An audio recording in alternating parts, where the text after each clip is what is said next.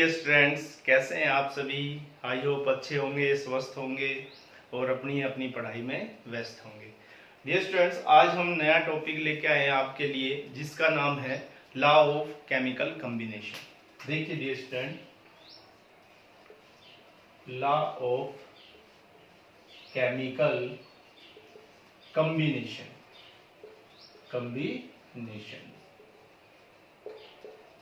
Dear student, 17th century के अंदर जो साइंटिस्ट थे उन्होंने क्या किया, जो केमिकल रिएक्शंस को करने के लिए, रिएक्टेंट्स को प्रोडक्ट में कन्वर्ट करवाने के लिए 5 टाइप के जो लॉ है उनके बारे में बताया, और जिसको कलेक्टिवली हम बोलते हैं लॉ ऑफ केमिकल कॉम्बिनेशन।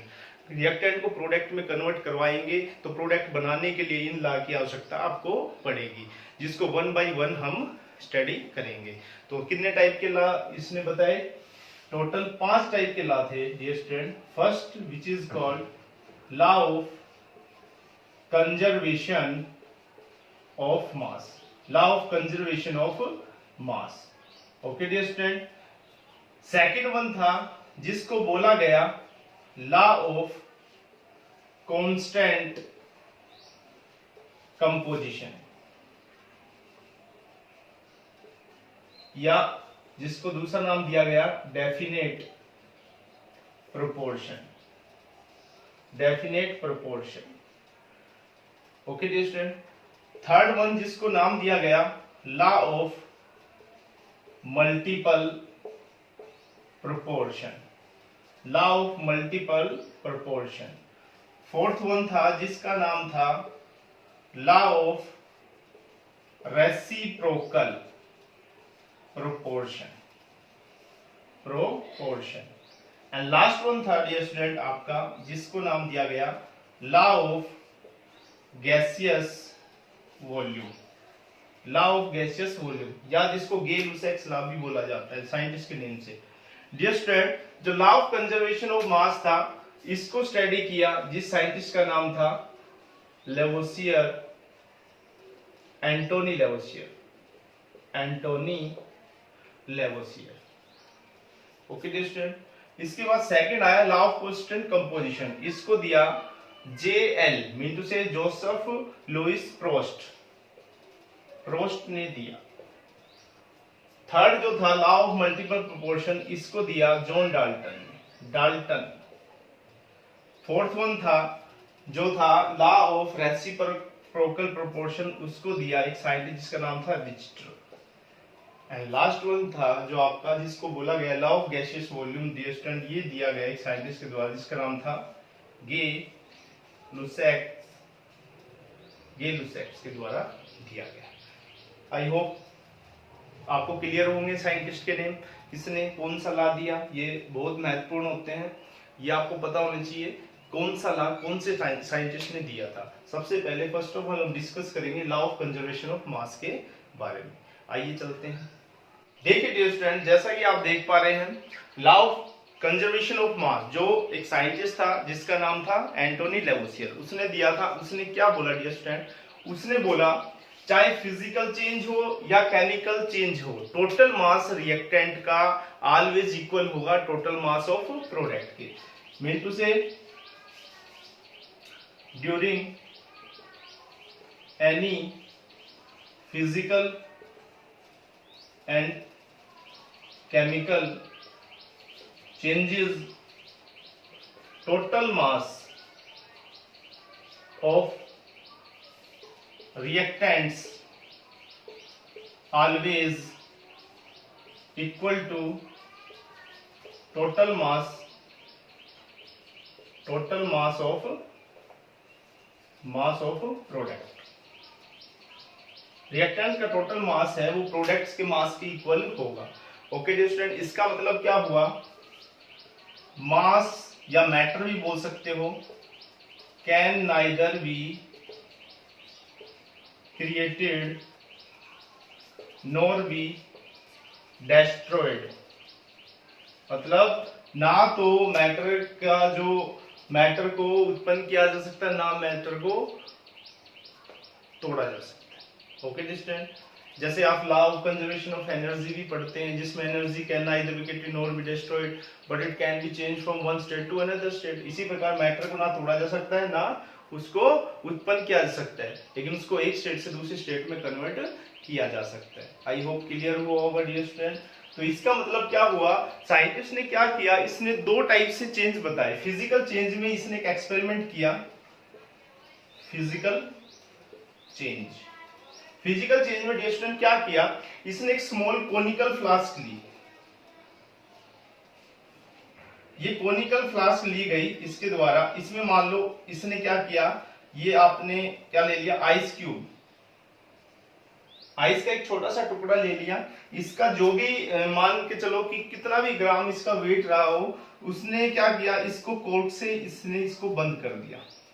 ये कॉर्क होता है लकड़ी का, यहाँ पे क्या है, ये कोनिकल फ्लास्क, और नीचे क्या लिया, आइस क्यूब। जिसमें इसने क्या किया, जब हीट करते हैं कोनिकल फ्लास्क को हीट किया तो देन क्या होगा, ये कोनिकल फ्लास्क में जितना भी आइस क्यूब था ये कन्वर्ट हो जाएगा किसके अंदर, H2O के अंदर, वाटर के अंदर, क्योंकि हीट बाहर तो निकली नहीं, वो ठंडा होने के बाद क्या है, पानी बन गया मेल्ट होने के बाद। अब डियर स्टूडेंट क्या हुआ, यहाँ पे अगर बात की गई तो ये जितना मान लो आइस का वेट रहा होगा, मान लो आपका 20 ग्राम के समथिंग या 10 ग्राम कुछ भी मान लो, जो भी रहा होगा 10 ग्राम अगर आइस क्यूब का पहले जो रिएक्टेंट होता है, जो एरोहेड के लेफ्ट साइड में प्रेजेंट होता है, प्रोडक्ट में कन्वर्ट हुआ, मीन टू से आइस से क्या बन गया, वाटर बन गया। तो जो 20 ग्राम आपका आइस था उससे जो बना पानी वो भी कितना रहा, 20 ग्राम।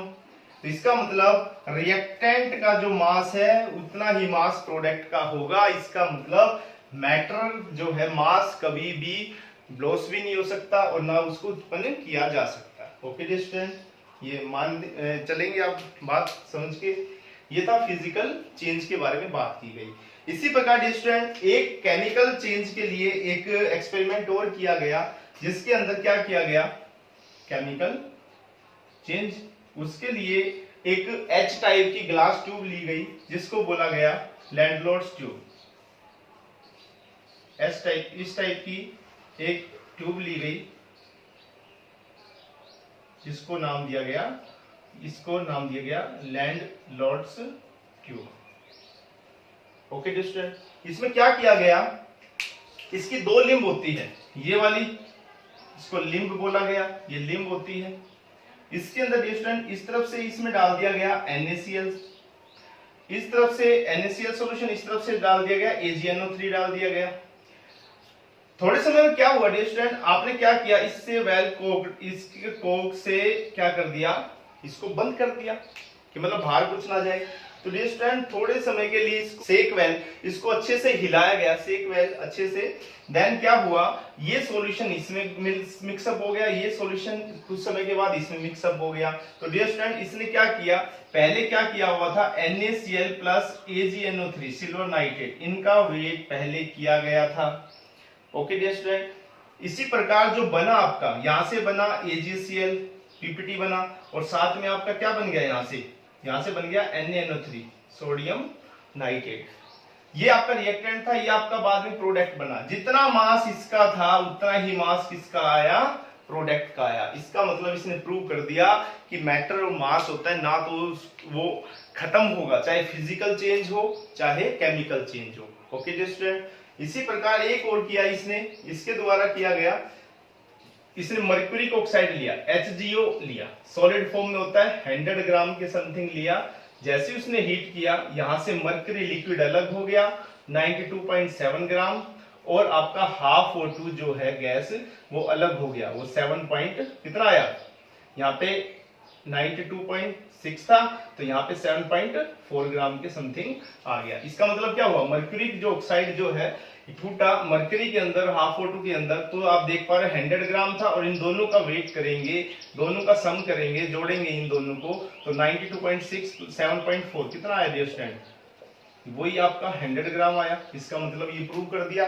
तो लॉ ऑफ कंजर्वेशन बहुत सिंपल है, आप समझे इसको, कि जो टोटल मास होगा रिएक्टेंट का जो प्रोडक्ट के इक्वली होगा, चाहे फिजिकल चेंज हो चाहे कोई केमिकल चेंज हो। इसका आप स्क्रीनशॉट ले लीजिए। फिर देखिए डियर, इसके बेस पे हम एक न्यूमेरिकल करते हैं जो लॉ ऑफ कंजर्वेशन ऑफ मास जो है। देखो आपको दिया गया है कि what mass of AgNO3, AgNO3 का कितना मास रिएक्ट करेगा, will react with 5.85 gram of NaCl। NaCl के जो आपको दे रखा है अमाउंट 5.85 ग्राम टू प्रोड्यूस, क्या प्रोड्यूस करेगा dear student, 14.35 gram. 14.35 gram will produce of AgCl। AgCl आपका इतना प्रोड्यूस करेगा एंड 8.5 ग्राम ऑफ NaO3 मीटू से सोडियम नाइट्रेट है वो दे रखा है आपको 8.5 ग्राम। आप देखिए यहाँ पे आप पहले तो रिएक्शन लिखेंगे जो आपका इजी पड़ जाए, ये जो गिवन है पता चल जाएगा। आपको NaCl को रिएक्शन किया किसके साथ, AgNO3 के साथ, अभी किया था आपने, लैंडरोस ट्यूब में लिया था। देन ये सोडियम इसके नाइट्रेट के साथ चिपक जाएगा तो NaNO3 बनेगा और साथ में क्या दिया स्टूडेंट, AgCl बनेगा। अब जो दे रखा है उसके नीचे उसके अमाउंट लिख लीजिए। आपको व्हाट मास ऑफ AgNO3, मतलब AgNO3 जो है इसको x ग्राम मानना पड़ेगा, हमें नहीं पता तो x ग्राम मानेंगे। और आपको NaCl कितना दे रखा है स्टूडेंट, 5.85 ग्राम।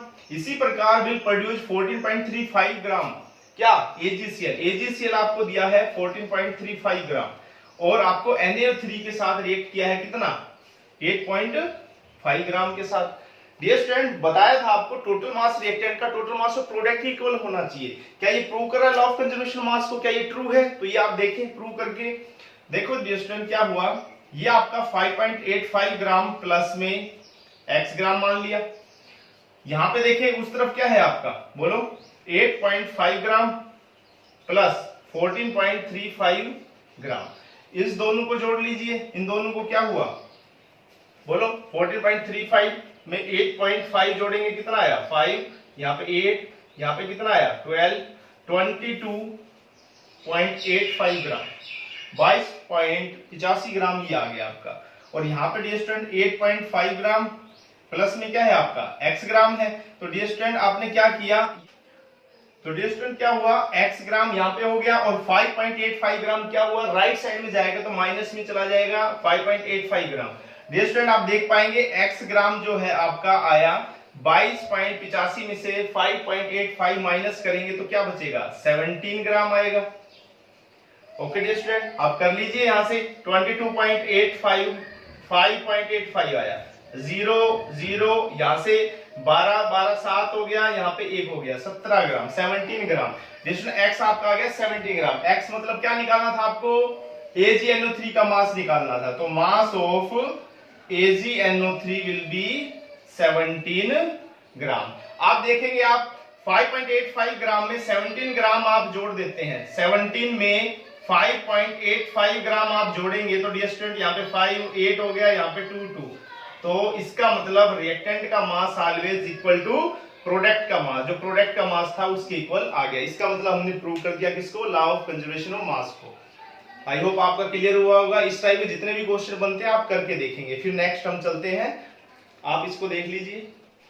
देखिए डियर स्टूडेंट आगे हम चलते हैं सेकंड, जिसका नाम है लॉ ऑफ कांस्टेंट प्रोपोर्शन या कांस्टेंट कंपोजिशन या डेफिनेट प्रोपोर्शन। कंपोजिशन या सेकंड नाम क्या था, डेफिनेट प्रोपोर्शन। प्रोपोर्शन किसने दिया था डियर स्टूडेंट, किसने दिया था, जोसेफ लुइस प्रोस्ट ने दिया था। क्या बोला इसने डियर स्टूडेंट, जब दो या दो से ज्यादा एलिमेंट्स जुड़ेंगे एक प्योर केमिकल सब्सटेंस बनेगा, एक कंपाउंड की फॉर्मेशन होगी और उसके अंदर डियर स्टूडेंट जो रेशियो होगा उन एलिमेंट्स का कंपाउंड के अंदर फिक्स होगा, चाहे वो कहीं से भी प्राप्त किया गया हो, किसी भी सोर्स से आप प्राप्त कर लो। जैसे हमने कंपाउंड की बात की थी वैसे ही इसमें सेम है।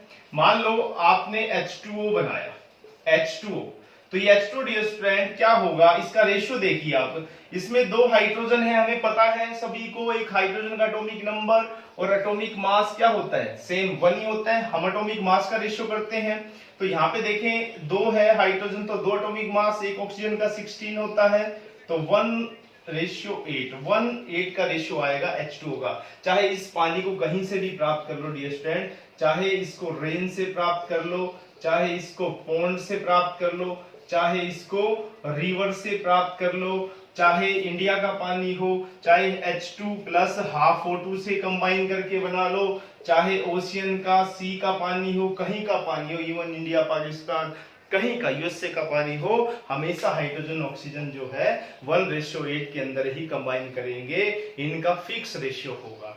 आई होप क्लियर हुआ होगा। इसको बोलते हैं लॉ ऑफ कांस्टेंट कंपोजिशन। इसी प्रकार अगर मान लो और ले लो एग्जांपल C+O2, ये कंबाइन करेंगे कार्बन सॉलिड, यहाँ पे क्या आ गया ऑक्सीजन गैस, तो CO2 गैस बनेगा। इसी प्रकार कैल्शियम कार्बोनेट होता है, लाइमस्टोन बोलते हैं, उसको हीट करते हैं तो CO कैल्शियम ऑक्साइड अलग हो जाता है सॉलिड, और CO2 गैस यहाँ से अलग हो जाती है। तो डियर स्टूडेंट यहाँ से कैल्शियम कार्बोनेट ये भी सॉलिड होता है। तो आप देख पा रहे हैं दो अलग अलग रिएक्शन है जहां से CO2 प्राप्त हुआ। ऊपर वाले में भी CO2 है, नीचे वाले में भी CO2 है, लेकिन दोनों में रेशियो की बात की जाए कार्बन और ऑक्सीजन का सेम है। यहाँ पे 12 होगा एक कार्बन का, ऑक्सीजन का एक का 16 होता है, 2 का 16 2 जा 32। तो यहाँ पे 12 रेशियो 32 हो जाएगा, मतलब 4 की 12 4 8 32। 3:8 का हमेशा रेशियो होगा, 3:8 का रेशियो होगा कार्बन और ऑक्सीजन का हमेशा।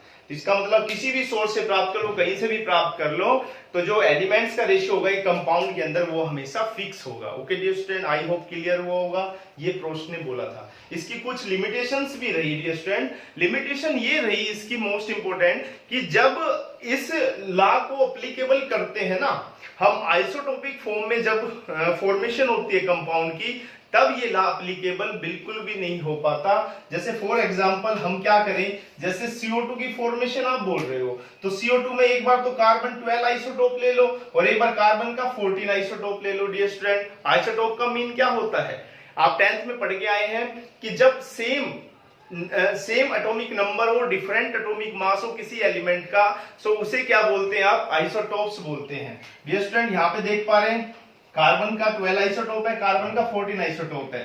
तो यहाँ पे CO2 की फॉर्मेशन करते हैं तो कार्बन 12 है, ऑक्सीजन 32, यहाँ पे 14 है और 32। आप देख पा रहे हैं क्या रेशियो एक जैसा है, बिल्कुल भी नहीं है। इसका मतलब law of conservation of mass, sorry law of constant composition definite proportion कभी भी एप्लीकेबल नहीं होता जब आइसोटोपिक फॉर्म में हो, जब एलिमेंट। ओके डियर स्टूडेंट, इसी प्रकार बोलते हैं ये एप्लीकेबल ये आगे ऐसे भी नहीं हो सकता जब एलिमेंट्स जो कंबाइन करते हैं, कंपाउंड की फॉर्मेशन करते हैं, रेशियो तो सेम हो एलिमेंट का लेकिन कंपाउंड अलग अलग बने। फॉर एग्जांपल हमने क्या किया, हमने ले लिया OH C2H5OH इथेनॉल ले लिया, और एक आपने ले लिया CH3O CH3 मतलब इथर ले लिया, एक इथेनॉल ले लिया और एक इथर ले लिया। हमें पता है इथेनॉल की प्रॉपर्टी अलग होती है और इथर की प्रॉपर्टी अलग होती है। दोनों का अगर रेशियो देखा जाए तो देखेंगे आप, 2 ही कार्बन है, 6 ही हाइड्रोजन है और एक ही क्या है, ऑक्सीजन है। इन दोनों का रेशियो की बात की जाए तो क्या होगा डियर स्टूडेंट, ये 12 24 हो गया, ये 6 हो गया, और ये कितना है, एक ऑक्सीजन का 16, कितने में चला गया ये बोलो, ये 12, ये 3 और ये कितना आ गया 8। 12:3:8 का रेशियो होगा किसके अंदर, दोनों के अंदर, कार्बन हाइड्रोजन और ऑक्सीजन का। आप देख पा रहे हैं रेशियो सेम है लेकिन कंपाउंड अलग अलग है। इसका मतलब यहाँ पे भी क्या है, ये लॉ एप्लीकेबल नहीं होगा। ये कुछ लिमिटेशन थी लॉ ऑफ डेफिनेट प्रोपोर्शन या कांस्टेंट कंपोजिशन की। आई होप क्लियर हुआ होगा। उतार लीजिए इसको, आगे चलते हैं। देखिए स्टूडेंट, एक न्यूमेरिकल करते हैं उस बेस पे law of constant composition definite proportion के ऊपर। देखो आपको दिया गया है, लेड दिया गया है 6.488 ग्राम और कंबाइन कर रहा है ऑक्सीजन कितना 1.002 ग्राम के साथ। और डियर स्टूडेंट क्या बना रहा है, ये आपका लेड पर ऑक्साइड बना रहा है। Okay dear student, it was found that, ये पाया जाता है परसेंटेज ऑक्सीजन प्रेजेंट होगा लेड ऑक्साइड के अंदर कितना होगा 13.38% होगा, 13.38% होगा। क्या ये law of conservation, law of constant composition definite proportion का पालन कर रहा है। आप देखें फर्स्ट एक्सपेरिमेंट में क्या किया, सबसे पहले आप क्या निकालते हैं, कैलकुलेट क्या, परसेंटेज ऑफ ऑक्सीजन, ऑक्सीजन का परसेंटेज निकालेंगे। Okay dear student, percentage of oxygen का परसेंटेज निकालेंगे। आपको देखो अमाउंट क्या क्या दी हुई है। आपको सबसे पहले तो ये बताएं कितना ग्राम दे रखा है। लेड दिया हुआ है आपको कितना 6.488 ग्राम। ऑक्सीजन कितना दिया गया है स्टूडेंट आपको 1.002 ग्राम दिया गया है। तो मास अगर बात की जाए मास ऑफ लेड पेरोक्साइड का क्या होगा, इन दोनों का सम होगा 6.488 प्लस 1.002 ग्राम। दोनों को जोड़ दीजिए, क्या बनेगा आपका 10, यहाँ पे 9, यहाँ पे क्या आ गया 4, यहाँ पे आ गया 7। ये आपका लगभग आ गया 7.490 ग्राम के समथिंग। अब क्या करते हैं डियर स्टूडेंट, अब आपको पता है क्या 7.490 ग्राम ऑफ लेड पेरोक्साइड कितना ग्राम ऑक्सीजन रख रहा है, बोलो 1.002 ग्राम ऑफ O2 ऑक्सीजन रख रहा है। अगर 1 ग्राम की बात की जाए डियर स्टूडेंट तो क्या होगा 1.002 बाई 7.490, और 100 ग्राम की बात कर ली जाए डियर स्टूडेंट तो क्या होगा, ये मल्टीप्लाई हो जाएगा 1.002 अपॉन 7.490 मल्टीप्लाई कर देंगे 100 से। ओके डियर स्टूडेंट, अब इसको आप कर लेंगे सोल्व करेंगे तो ये लगभग अप्रोक्सीमेट आ रहा है 13.38% के समथिंग आ रहा है। ये फर्स्ट एक्सपेरिमेंट में हुआ, और आपने सेकंड एक्सपेरिमेंट के तो दे ही रखा है आपको कितना, लेड पेरोक्साइड के अंदर ऑक्सीजन का अमाउंट कितना 13.38%। इसका मतलब फर्स्ट और सेकंड एक्सपेरिमेंट में जो ऑक्सीजन का परसेंटेज आपका बिल्कुल इक्वल है, एक जैसा, चाहे किसी भी सोर्स से आपने प्राप्त किया हो। तो यहाँ पे इसका मतलब क्या है, ये किसका पालन कर रहा है डियर स्टूडेंट, ये पालन कर रहा है आपका लॉ ऑफ कांस्टेंट कंपोजिशन या डेफिनेट प्रोपोर्शन का। आई होप आपका क्लियर हुआ होगा। एक बार देख लीजिए इसको, फिर आगे चलते हैं। देखिए डियर स्टूडेंट, आगे चलते हैं हम थर्ड जो आपका लॉ था जिसका नाम था law of multiple proportion. Law of multiple proportion किसने दिया था डियर स्टूडेंट, आपको याद हो गया होगा, जॉन डाल्टन ने। इसने क्या बोला था कि जब 2 या 2 से ज्यादा एलिमेंट्स है आपस में कंबाइन करेंगे तब 2 या 2 से ज्यादा कंपाउंड बन सकते हैं, जिसके अंदर एक एलिमेंट का मास तो फिक्स होगा और सेकंड का फर्स्ट की तुलना में सिंपल होल नंबर रेशियो में होगा। एग्जांपल से आपको बताऊंगा मैं। जैसे मान लो आपने ले लिए कंपाउंड, ले लिए यहाँ पे कंपाउंड्स, एक ले लिया CO और एक ले लिया CO2। आपको पता है यहाँ पे ये कार्बन ऑक्सीजन से मिलके बन रहा है, ये भी कार्बन ऑक्सीजन से मिलके बना हुआ है। ये कार्बन मोनोऑक्साइड है, पॉइजनस गैस होती है, कार्बन डाइऑक्साइड होती है। जी स्टूडेंट, यहाँ पे वेट लिया आपने कार्बन का, यहाँ पे वेट लिखेंगे ऑफ ऑक्सीजन का। ओके डियर स्टूडेंट, यहाँ पे 12 है एक ऑक्सीजन का, एक कार्बन का, यहाँ पे भी 12 है, यहाँ पे एक ऑक्सीजन का 16 है, यहाँ पे 2 इसलिए 32 है। अब एक का फिक्स वेट होगा, तो फिक्स वेट किसका है, फिक्स्ड वेट ऑफ कार्बन का कितना 12 है दोनों के अंदर। अब सेकंड का क्या है, सिंपल होल नंबर रेशियो में है या मल्टीपल रेशियो में है, मल्टीपल रेशियो वेट ऑफ किसका, oxygen in multiple ratio two each other. तो यहाँ पे इसमें बात की जाए तो क्या है, एक में 16 एक में 32, कितना आया 1:2। तो यहाँ पे आप देख पा रहे हैं, तो यहाँ पे इसका मतलब क्या है, लॉ ऑफ मल्टीपल प्रोपोर्शन में आपका क्या बोला जाता है, जब 2 या 2 से ज्यादा एलिमेंट्स कंबाइन करेंगे तब 2 या 2 से ज्यादा कंपाउंड की फॉर्मेशन होगी, जिसके अंदर दोनों में से एक जो एलिमेंट होगा उसका मास क्या होगा, फिक्स होगा, और सेकंड का क्या होगा, एक दूसरे की तुलना में सिंपल होल नंबर रेशियो में होगा to each other. I hope आपका क्लियर हुआ होगा। इसके बेस पे क्वेश्चन करते हैं। देखिए डियर स्टूडेंट, अगर आपको नाइट्रोजन के ऑक्साइड्स दे दी जाए और आपको बोल दिया जाए यहाँ पे ऑक्साइड्स ऑफ नाइट्रोजन, मान लो आपको दे दिया जाए nitrous oxide, nitrogen monoxide, nitrogen dioxide, nitrogen trioxide, nitrogen tetroxide, nitrogen pentoxide, ये आपको दे दीजिए जाए। यहाँ पे आप सबसे पहले वेट ऑफ किसका लेंगे, नाइट्रोजन का। कितना है डियर स्टूडेंट, एक का यहाँ पे 14 होता है तो 2 दिए हुए तो 28, यहाँ पे 1 का 14, यहाँ पे 1 का 14 होता है एटॉमिक मास, यहाँ पे 2 का 28, यहाँ पे 2 का 28, यहाँ पे भी आल्सो 28। यहाँ पे आप आगे देखेंगे तो वेट लेंगे ऑफ किसका, ऑक्सीजन का, यहाँ पे नाइट्रोजन का लिया, यहाँ पे ऑक्सीजन का लेंगे, यहाँ पे 1 ऑक्सीजन का 16, यहाँ पे 1 का फिर अगेन 16, यहाँ पे 2 का 32, यहाँ पे 3 का 48, यहाँ पे 4 का 64, यहाँ पे 5 का 80, 16 5 जा 80।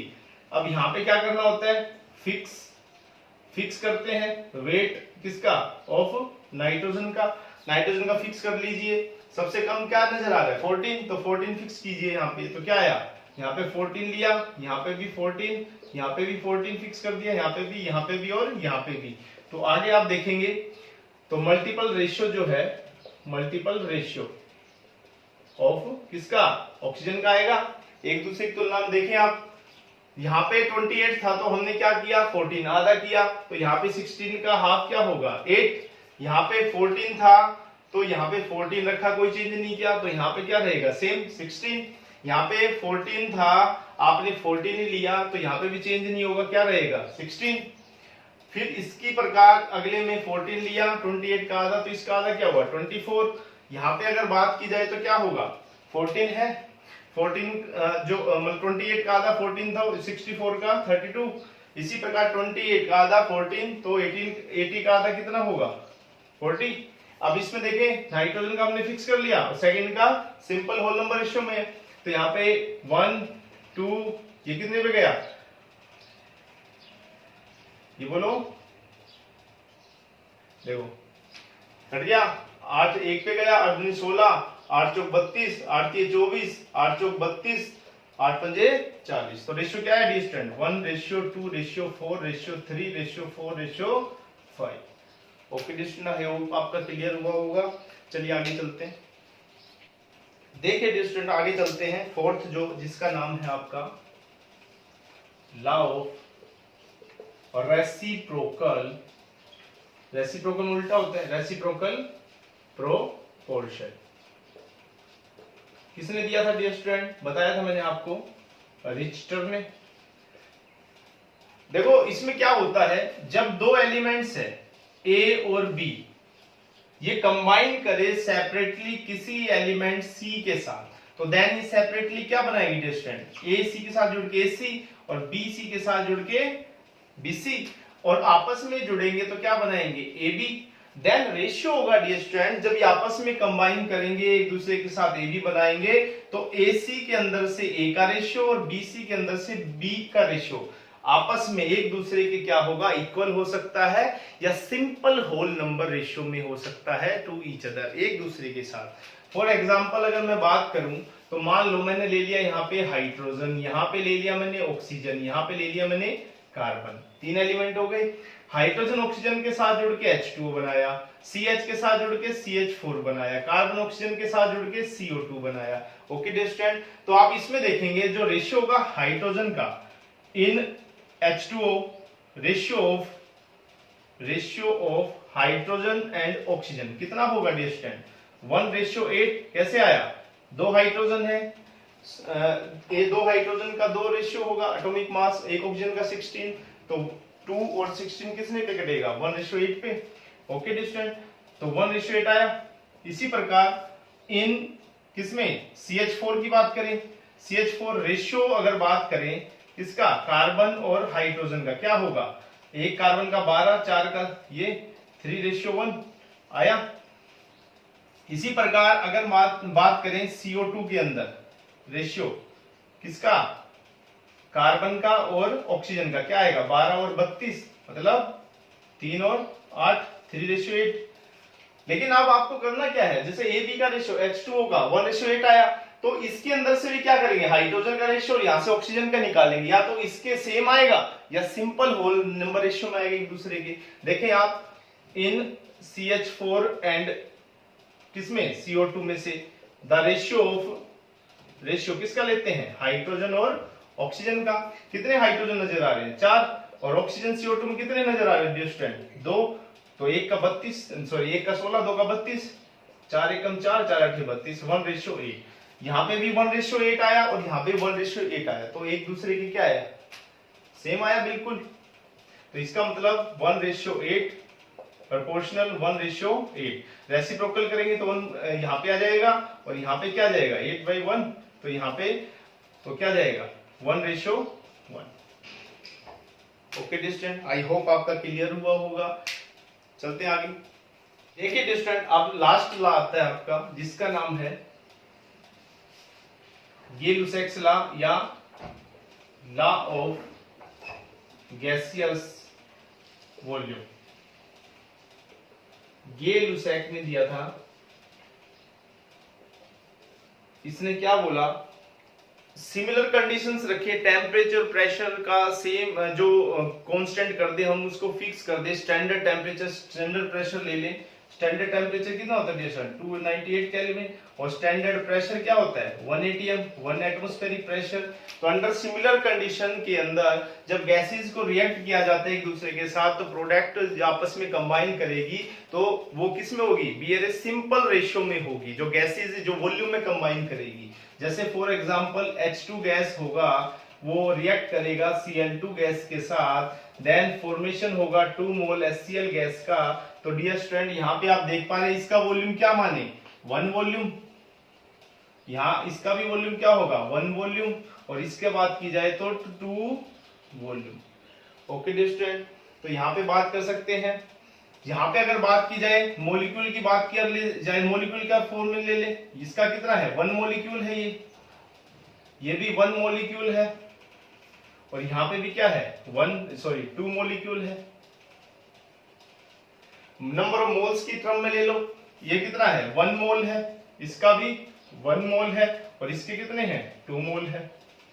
आगे पढ़ेंगे हम मोल कॉन्सेप्ट के बारे में। वॉल्यूम जैसे देख पा रहे हैं 1:1:2, ये सिंपल होल नंबर रेशियो में होगा, एक दूसरे के साथ जो कंबाइन करेगी वॉल्यूम में कंबाइन करेगी। और देख सकते हैं आप इसी प्रकार और एग्जांपल ले सकते हैं आप। फॉर एग्जांपल आप ले लीजिए क्या, H2 react with 2 mole O2, react with 2 mole O2, क्या बनेगा 2 मोल H2। तो यहाँ पे देखो 1 वॉल्यूम, यहाँ पे क्या आएगा 2 वॉल्यूम, यहाँ पे भी 2 वॉल्यूम। तो जो गैसेज है वॉल्यूम में आपस में रिएक्ट करती है एक दूसरे के साथ 1:2:2, सॉरी उल्टा हो गया, यहाँ पे 2 आ जाएगा, 2, यहाँ पे 1, यहाँ पे 2, तो यहाँ पे 2, यहाँ पे 1:2। आई होप आपका क्लियर हुआ होगा। तो जो गैसेज है वो अपने वॉल्यूम में ही कंबाइन करती है। ओके डियर स्टूडेंट, ये थे आपके 5 टाइप के लॉ जिसके बारे में हमने डिस्कस किया, आपको पूरा क्लियर करवाया है अपनी तरफ से। फिर भी कोई दिक्कत आए तो कमेंट बॉक्स में जरूर लिखना, और चैनल को सब्सक्राइब करना, लाइक करना और शेयर करना मत भूलना। थैंक यू डियर स्टूडेंट, मिलते हैं कल नेक्स्ट लेक्चर में।